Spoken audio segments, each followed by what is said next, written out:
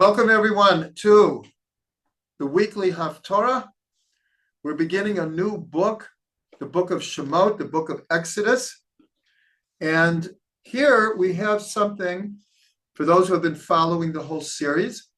I mentioned that there are a number of times where Ashkenazim and Sefardi will have different traditions as to which Haftorah to read.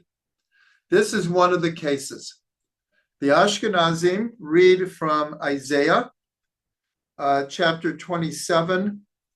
It's actually parts of chapter 27, 28, and 29. And Sefardim read a completely different Haftorah, which is coming from Jeremiah, right at the beginning of Jeremiah, the whole first chapter, to the beginning of the second chapter. So I'm going to try to analyze a little bit why we have two different customs here. When you look at Isaiah, to be honest, except for one part, which is really important, it's not clear why this was chosen for Shemot. Remember, the book of Shemot is we introduce Moshe. We introduced the whole idea of the slavery, the burning bush, that God gives to Moshe the task of leading Israel out of Egypt, the whole discussion at the burning bush, and he comes back to Egypt, he goes to Pharaoh, the whole idea of the slavery. And here it's a beautiful prophecy, but it when you start reading it, it's like, what connection does it have? But the connection comes in chapter 28, and here we have a very, very important, at the end of the 27th chapter. So it says like this: V'haya bayom hahu. Excuse me, 1 second. 13th verse. V'haya b'yom hahu yitaka b'shofar gadol uba'u ha'ovdim be'eretz Ashur v'nidachim me'eretz Mitzrayim v'yishtachavu l'Hashem b'har HaKodesh b'Yerushalayim. This is a very, very important verse. I'll translate it, where it says, and it will come about on that day that the great shofar will be blown, and all those who are lost in the lands of Assyria and the scattered ones in the land of Egypt, this is our connection, will be gathered together, and they will come and bow down to Hashem in the holy mountain in Yerushalayim. Now, one of the reasons that this is a very well-known verse is because Reb Shlomo Carlebach made up a very, very famous song to this. I'll sing it. It's not the whole verse, but when he used to sing it on stage, he would do this whole thing with, and that day the great shofar will be blown. And then some of you will recognize the tune.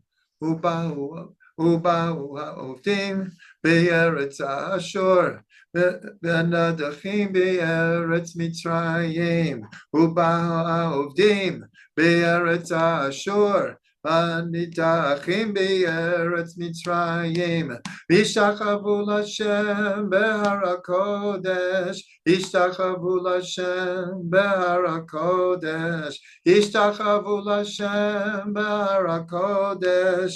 Ishtachavu l'Hashem b'har HaKodesh. B'Yerushalayim. B'Yerushalayim. B'Yerushalayim. B'Yerushalayim. If you've never heard it before, trust me, it's like it's a nigun everyone knows. Everyone knows this nigun. And that is why it appears that this Haftorah was chosen. Because it's saying here in the Parsha, we're in Egypt. We're the slaves in Egypt. And here Isaiah is saying in the future, God will gather up all of the exiles from Assyria, from Egypt, and will bring them back to Jerusalem, to the holy mountain, and Yerushalayim.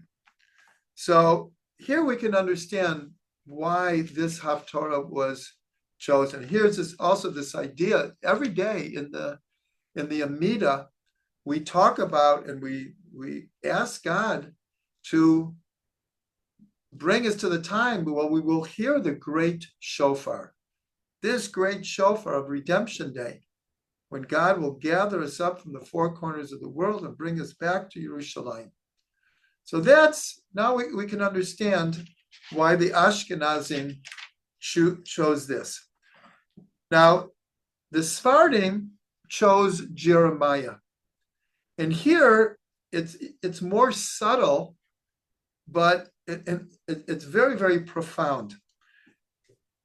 Here, in the beginning of Jeremiah, God comes to Jeremiah and says, I have chosen you. He even says, I formed you in the belly. I knew you before you left the womb. I sanctified you. I have set you as a prophet unto the nations. And Jeremiah reacts very similar, and this is really why it was chosen, very similar to how Moshe did at the burning bush. Me? You have to be kidding. I'm not a leader. I choose someone else. I'm not your man. Jeremiah in the beginning reacts the same way Moshe did. And so here we see at the burning bush, God had a lot of patience with Moshe. According to Rashi, even though we read it as if it's one conversation, it's a long conversation, but as if it happened like in one continuum.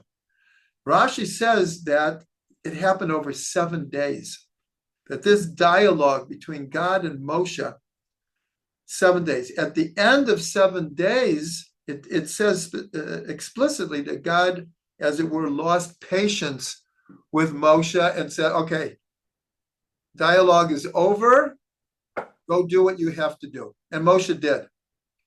Here, God starts the same thing with Yirmiyahu. When he says the same thing. He says, I do not know how to speak.